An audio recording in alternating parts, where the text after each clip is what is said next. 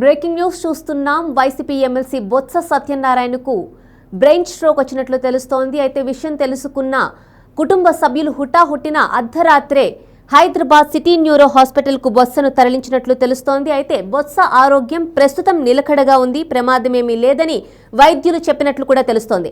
అయితే బొత్స సత్యనారాయణ ఆరోగ్య విషయంపై వైసీపీ ఎమ్మెల్సీలు మాట్లాడటం జరిగింది. బొత్సకు ప్రమాదమేమీ లేదని వారు కూడా చెప్పారు. ఇక గురువారం రాత్రి ఇబ్బందిగా అనిపించడంతో ఆయన తన సొంత వాహనంలోనే హైదరాబాద్ కు రావడం జరిగింది. శుక్రవారం ఉదయం సిటీ న్యూరో ఆసుపత్రిలో జాయిన్ అయ్యారు. అక్కడి వైద్యులు బొత్సకు చికిత్స అందించి పలు టెస్టులు చేశారు.